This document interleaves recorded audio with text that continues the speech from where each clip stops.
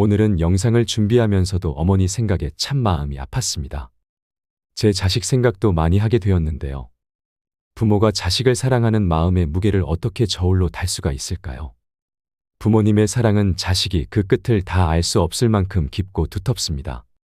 저도 부모가 되기 전엔 몰랐습니다. 대부분의 부모들은 오직 자식에게 헌신하는 것을 의무와 목표로 삼게 됩니다. 그래서 부모는 자식들에게 자신들의 삶까지 주려고 합니다. 어떤 역경에서도 자신의 목숨까지 기꺼이 희생합니다. 요즘엔 희생이라는 말이 그 쓰임조차 희미해졌지만 자식 가진 부모에게만큼은 이 단어가 여전히 가슴 아리게 유효합니다. 부모에게 자식이라는 존재는 기꺼이 희생할 가치가 있는, 목숨도 대신할 수 있는 존재이지요. 하물며 자식에게 재산을 희생하지 못할 이유를 부모는 찾지 못합니다. 부모의 허리띠 졸라매고 먹을 것과 입을 것 아끼고 줄여서 좋은 것만 자식 입에 넣어줍니다. 절대적으로 가치 있는 시간도 자식을 위해 바쳤습니다. 잠을 줄이고 허둥지둥 쫓기는 생활을 하면서 말이지요. 부모님께 효도하고 자식을 책임지고 자신의 미래는 준비하지 못한 채 위아래로 끼어 살아야 하는 세대가 지금의 50대, 60대라고 합니다. 중년이 넘은 나이에는 경제적인 것도 중요하지만 자식이 잘 되고 못 되고에 따라 부모님의 얼굴 표정은 달라집니다. 잘난 자식은 머리가 아프고 못난 자식은 마음이 아픕니다.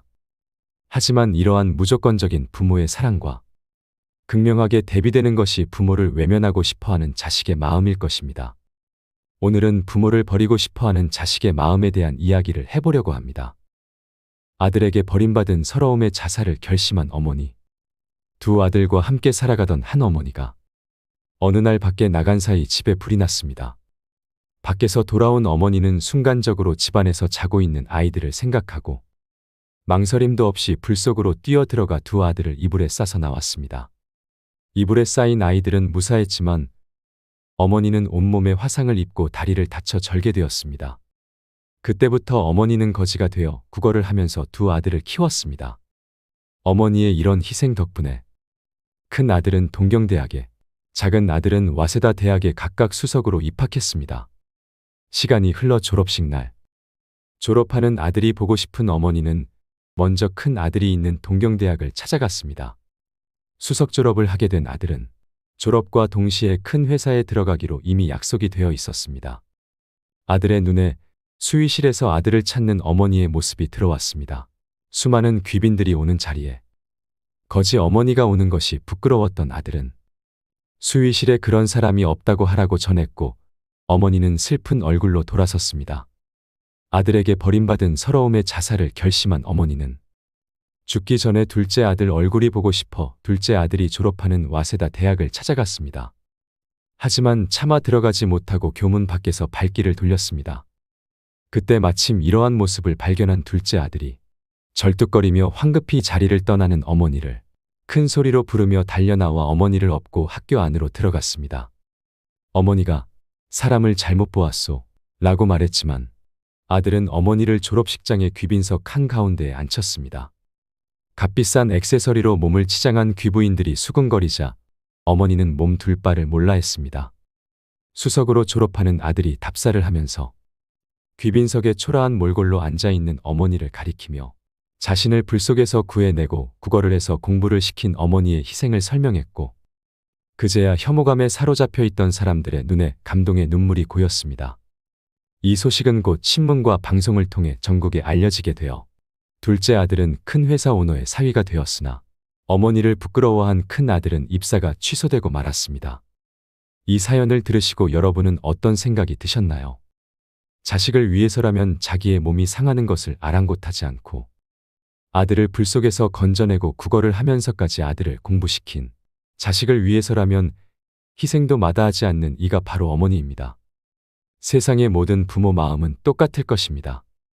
말할 수 없는 고생 속에서도 아이에게만은 좋은 옷 사입히고 좋은 것만 먹이고 좋은 학교 보내며 풍요롭게 키웁니다.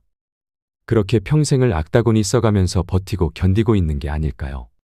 부모란 안락한 삶 대신 자식과 함께하는 피곤한 삶을 선택한 사람들이라고 생각합니다.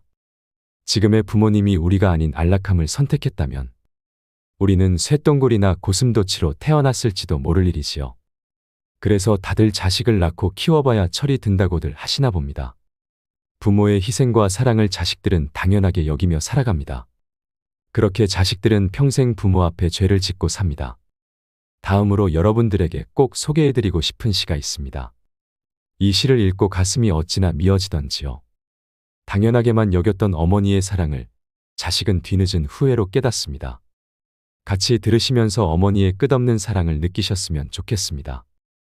엄마는 그래도 되는 줄 알았습니다. 하루 종일 밭에서 죽어라 힘들게 일해도 엄마는 그래도 되는 줄 알았습니다. 찬밥 한 덩이로 대충 부뚜막에 앉아 점심을 때워도 엄마는 그래도 되는 줄 알았습니다. 한겨울 냇물에 맨손으로 빨래를 방망이질해도 엄마는 그래도 되는 줄 알았습니다. 배부르다 생각 없다 식구들 다 먹이고 굶어도 엄마는 그래도 되는 줄 알았습니다. 발뒤꿈치 다 해져 이불이 소리를 내도 엄마는 그래도 되는 줄 알았습니다. 손톱이 깎을 수조차 없이 닳고 문드러져도 엄마는 그래도 되는 줄 알았습니다. 아버지가 화내고 자식들이 속썩여도 전혀 끄떡없는 엄마는 그래도 되는 줄 알았습니다. 외할머니 보고 싶다. 외할머니 보고 싶다.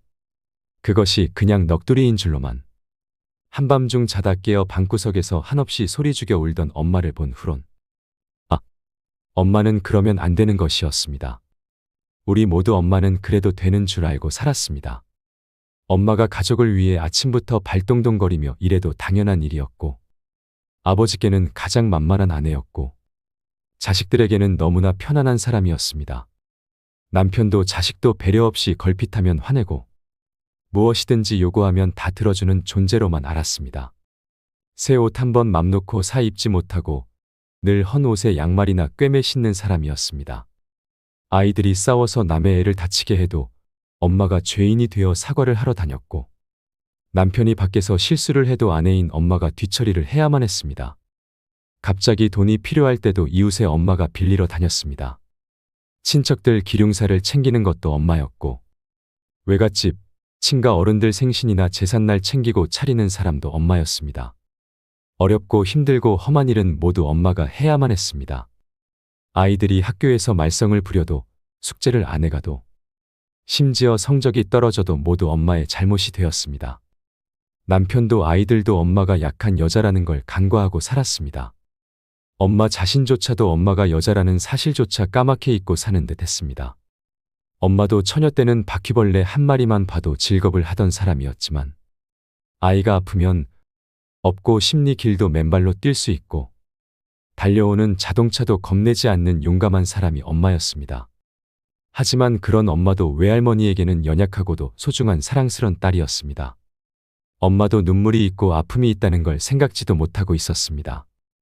엄마의 마음속에 소설 12권이 들어있고 가슴속에는 시가 산더미인 줄 몰랐습니다. 마음으로 쓰다가 버린 편지도 수백 통은 될 겁니다. 가장 가까이에 있으면서도 가장 모르고 살았던 엄마였습니다. 엄마는 돌아가시고 나서야 그 존재감이 확실해지는 것 같습니다. 살아계실 때는 당연히 항상 곁에 있는 사람이 엄마였고 돌아가신다는 생각조차 하지 않고 살았습니다. 신은 모든 곳에 있을 수 없어서 대신 엄마를 만들었다고 합니다.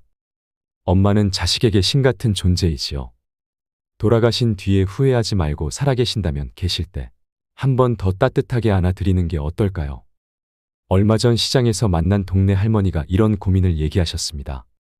애지중지하던 자식들 시집장가를 보내고 나니 이 부모를 본척만척합니다.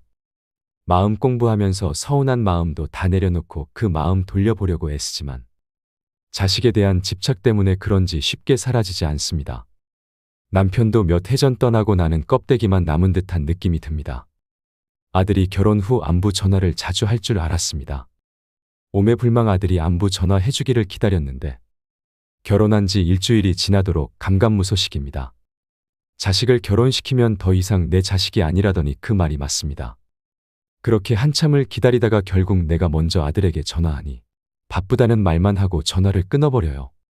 그 매몰찬 대답에 눈물이 왈칵해 사흘 밤낮을 울었습니다. 나이가 들어가면서 참 별것도 아닌 사소한 일에 섭섭함이 점점 더 커져가는 것 같습니다. 지금까지 자녀들만 바라보고 희생해왔는데 이제는 다 컸다고 저를 짐처럼 느끼는 것 같고 연락도 거의 하지 않아서 배신감까지 들고 부모 마음을 몰라주는 자식 때문에 서운한 마음도 큽니다. 최근에는 배신감이 너무 커져서 부모 자식 간의 인연을 끊고 싶다는 생각까지 듭니다. 자녀들을 위해 평생 희생을 하셨기에 서운함과 허전함이 더욱 크실 겁니다. 아이를 잘 키우겠다고 온갖 고생을 다 하면서도 자신이 고생하는 것을 아이에게는 보여주지 않는 부모들이 많이 있습니다. 그런 물질적 방식의 사랑은 나중에 불효로 돌아오게 됩니다. 그래서 옛말에 논 팔아서 공부시키면 불효자 되고 머슴살이 시킨 아들은 효자 된다라는 말이 있습니다. 아이를 품 안에 자식으로 키우는 방식은 자식을 불효자로 만드는 길입니다. 아이는 자식을 위해서라면 무엇이든 희생하는 어머니의 사랑을 먹고 자랍니다. 옛날 전쟁터에서 엄마가 아이를 가슴에 품은 채 총을 맞아 죽었는데 그 엄마의 품속에서 아이가 하나도 다치지 않고 살아있는 경우가 있었습니다. 바로 그런 것이 엄마입니다. 자식에게 서운한 것이 있어도 나쁜 마음을 품지 않고 지금과 같이 잘 자라준 것만도 다행스럽고 고맙게 여기는 마음을 가져야 합니다. 내 자식이니까 우리가 이해를 해야 합니다. 자주 전화하라는 것도 자주 찾아오라는 것도 모두 부모의 욕심일 수 있는 것입니다. 자식을 기다리는 마음으로 살아가면 마음의 병만 찾아옵니다. 자식에게 의존하고 싶은 마음을 버려야 됩니다. 부모와 자식의 관계는 불편해지면 안 됩니다. 서로에게 짐이 되지 않고 부담되지 않아야 불편하지 않습니다. 좋은 쪽으로 마음과 생각의 길을 트셔야 합니다. 어머니가 자식을 고맙게 생각하면 그 자식은 저절로 효자가 되는 것입니다. 내 자식을 효자로 만드는 것은 나한테도 좋은 일이지요. 그렇게 내 자식을 내가 효자로 만들며 사시기 바랍니다. 또한 부모도 그동안은 자식을 위해서만 살았다면 지금부터라도 자신만의 삶을 찾아보는 것도 필요합니다. 지금까지 지내온 인생을 되돌아보고 앞으로 노년을 어떻게 지내는 것이 좋을지 계획하고 실천해보는 것입니다. 평소 해보고 싶었던 일들을 하나씩 차근차근 도전해보는 것입니다. 그렇게 일상을 채워간다면 공허한 마음도 줄어들고 자식만 기다리지 않고 행복하게 지낼 수 있을 것입니다. 마지막으로 슬픈 어머니의 이야기를 해드리겠습니다. 잠시나마 어머니를 생각하는 시간이 되었으면 좋겠습니다. 지금도 시장길을 지날 때면 시장 구석진 자리에서 나무를 팔고 계시는 할머니를 보곤 한다. 예전에는 이 시장길을 지나는 것이 고통이었다. 하지만 이젠 나에게 이곳을 지날 여유도 없다. 어쩌다 가끔씩 들려보는 이곳 시장터. 난 이곳에서 장사를 하는 한 분의 고귀한 사랑을 받고 자랐다. 엄마 시장 갔다 올 테니 밥 꼭 챙겨 먹고 학교 가거라. 난 장사를 가시는 어머니의 모습을 보고도 잠을 자는 척했다. 이 지겨운 가난. 항상 난 이 가난을 증오했다. 그리고 언젠가는 벗어나고 말리라는 다짐을 굳히곤 했다. 내가 학교 가는 길 시장 저 귀퉁이에서 나무를 팔고 계시는 어머니의 모습이 보인다. 난 어머니가 나를 발견할까봐 얼른 도망친다. 우리 부모님은 막노동을 하셨다고 한다. 일하는 도중 철근에 깔리신 어머니를 구하시려다. 아버지는 사망하고 어머니는 한쪽 다리를 잃으셨다고 한다. 일을 가시지 못하시는 어머니는 나무를 캐서 팔곤 하셨다. 난 항상 들판에 절뚝거리시며 나가시는 어머니가 싫었고 밤새 나무를 다듬으시는 모습도 싫었다. 더더군다나 시장 한 귀퉁이에서 쪼그리고 앉아 지나가는 사람들에게 구걸 비슷하게 장사를 하는 것도 맘에 들지 않았다. 집에 돌아오니 퉁퉁 부은 다리 한쪽을 주무르시며 나무를 다듬고 계신다. 나를 보자 어머니는 기쁜 낯으로 3,000원을 주신다. 난 그 돈을 보자 화가 치민다. 난 거지 자식이 아니란 말이야. 이런 돈 필요 없어. 그리고는 밖으로 나와 버린다. 다음 날 아침, 난 어머니가 시장 간 틈을 타 집에 가서 책가방을 들고 학교에 간다. 등굣길 약수터에서 간단히 세수를 한 다음 물로 배를 채운다. 난 비록 풍요롭게 먹고 입지는 못했지만 공부는 악착같이 했다. 그래서 부잣집 자식놈들보다 공부는 항상 잘했다. 하지만 그 자식들에게 사는 미움도 만만치 않았다. 그날 4교시가 끝날 무렵 아이들이 갑자기 웅성거린다. 복도를 보니 어머니가 절뚝거리시며 교실로 들어선다. 선생님 드리려고 장사하려고 다듬은 나무를 한 봉다리 들고서 어머니는 내가 어제 들어오지 않자 걱정이 되셔서 학교에 오신 거란다. 선생님과의 면담을 끝내고 어머니가 돌아가시자 아이들이 한마디씩 한다. 야, 이민성 너네 엄마 병신이었냐?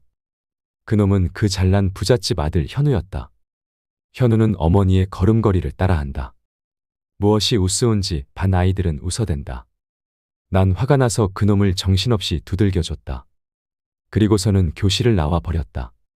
저녁 무렵 집에 가니 집 앞에 잘 차려 입은 여자와 현우가 어머니에게 소리를 지르고 있었다. 아니 애비 없는 자식은 이래도 되는 거야? 못 배우고 없는 티 내는 거야 뭐야? 자식 교육 좀 잘 시켜. 어디 감히 우리 집 귀한 자식 얼굴을 이렇게 만들어 놓느냔 말이야. 어머니라는 작자가 병신이니 자식 정신이 온전하겠어? 어머니는 시종일관 죄송하다는 말뿐이다. 난 그러는 어머니의 모습이 싫었다. 집에 들어가도 어머니는 아무 말씀이 없으시다. 난 어머니에게 한마디 한다. 다시는 학교에 오지 마 알았어? 창피해서 죽는 줄 알았단 말이야. 그래 미안하다 난 민석이가 걱정이 되어서. 난 차라리 엄마가 없었으면 좋겠어. 난 해서는 안 될 말을 해버렸다. 슬픔을 보이시는 어머니를 못 본 척하며 자는 척했다. 난 꼭 성공할 거야. 밤새 이렇게 외쳤다. 다음 날 아침 수업료라며 엄마가 돈을 쥐어주신다. 얼마나 가지고 계셨는지 너무도 꼬깃하고 지저분한 돈이었다. 학교에 가니 선생님이 부르신다. 적어도 선생님만은 내 편이셨다. 어머니께 잘 해드리라는 말로 나를 위로하신다. 선생님께서 나물 맛있게 먹었다고 어머니께 전해달란다. 난 그러마했다. 하교 길의 길 모퉁이 배추가게 쓰레기통에서 배추잎들을 주워 모으시는 어머니를 본다. 난 모른 척 얼른 집에 들어와 버렸다. 그날 저녁 배춧국이 밥상에 올라온다. 이 배추, 난 소리를 질렀다. 어머니께선 아무 일도 아니라는 듯 배추가게 아저씨가 팔다 남은 거라고 버리기 아까우니 가져가서 민석이 국 끓여 주라고 하더구나. 어머니의 말에 난 또 화가 나기 시작했다. 정말로 난 거지 자식이 되어버린 것만 같았다. 나를 이렇게 비참하게 하는 어머니가 너무도 싫었다. 나중에 안 사실이지만 그날이 어머니 생신이셨다고 한다. 17년 후 난 의사가 되었다. 가정도 꾸리고 병원도 장모님께서 개업해 주셨다. 난 너무도 풍요로운 생활에 어머니를 잊고 살았다. 돈은 꼬박꼬박 어머니께 보내드렸지만 찾아가 본 적은 없었다. 아니 어머니라는 존재를 잊고 살려고 노력했다는 해석이 옳을지 모르겠다. 그런 어느 날 퇴근길에 우리 집 앞에 어느 한 노인과 가정부 아주머니가 싸우고 있는 걸 봤다. 다가서니 그 노인은 내가 가장 잊고자 하는 어머니였다. 전보다 더 야윈 얼굴, 허름한 옷차림, 그리고 여전히 절뚝거리는 다리. 어머니는 나를 보자 기뻐하신다. 민서가 많이 좋아졌구나. 난 어이없다는 듯 사람 잘못 보셨습니다. 난 차갑게 한마디 한다.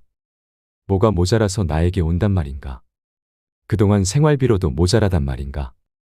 민서가, 어머니의 떨리는 목소리. 전 민석이가 아니라 최영호입니다. 난 이 한마디를 끝으로 집으로 들어가 버린다.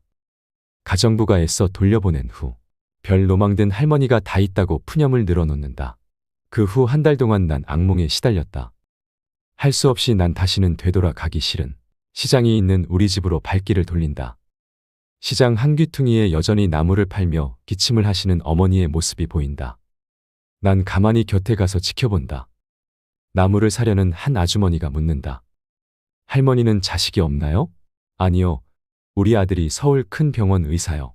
자꾸 나보고 같이 살자고 하는디 내가 싫다였어. 내가 살면 얼마나 산다고 자식 신세를 져.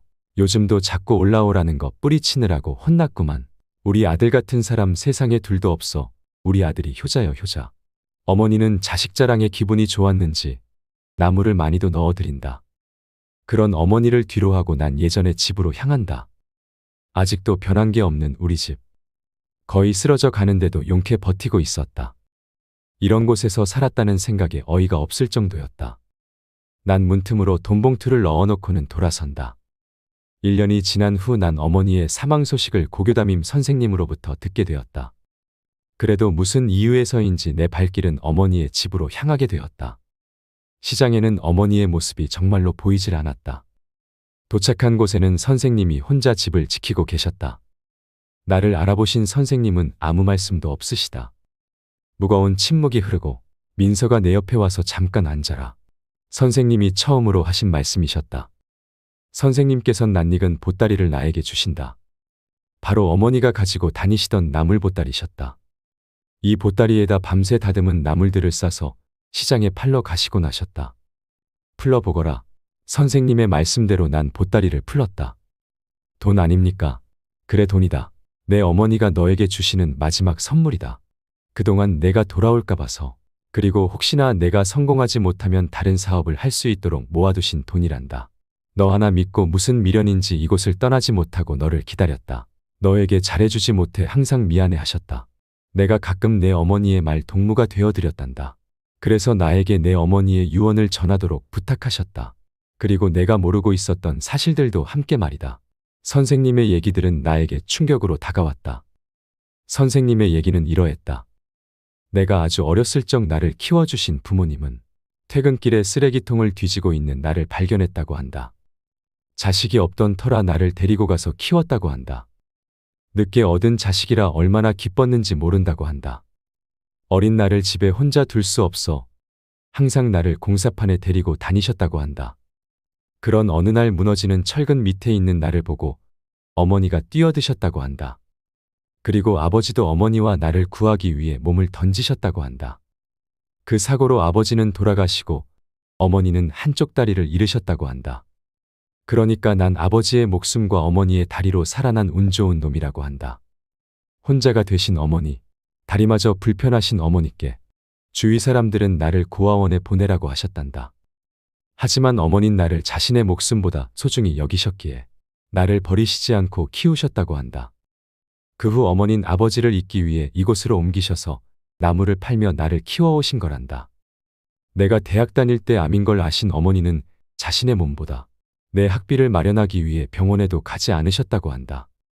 암 전문의로 명성을 날리는 내가 내 어머니를 암으로 돌아가시게 하다니.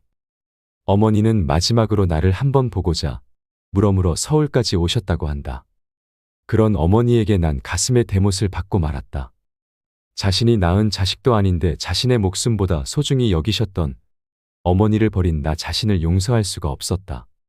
하지만 나를 조용히 내려보시는 어머니의 사진이 잔잔한 미소를 보이고 있다. 이런 자식마저도 어머니는 사랑하시나 보다. 내 어머니, 사랑하는 내 어머니. 그 후 난 시간이 날 때마다 가끔씩 이곳을 들른다. 혹시나 어머니가 나무를 파시고 계실 것 같은 착각의 말이다. 사랑합니다. 나의 아버지, 나의 어머니. 항상 고맙고 감사합니다. 오늘도 노후의 지혜와 함께 해주셔서 감사드립니다. 황금빛으로 무르익어가는 여러분의 지혜로운 인생을 언제나 응원합니다.